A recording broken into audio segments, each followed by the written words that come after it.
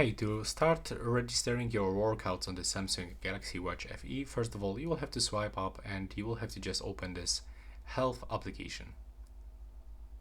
Now, when you do this, you will have to start scrolling and you will have to move into the exercise. And now just pick type of your exercise. As you can see, you can find few basic exercise, the most popular, but you can also click add and select something from the exercise. And here you can actually find almost everything. Take a look how many workouts we can actually find here. That's probably almost for every possible workout.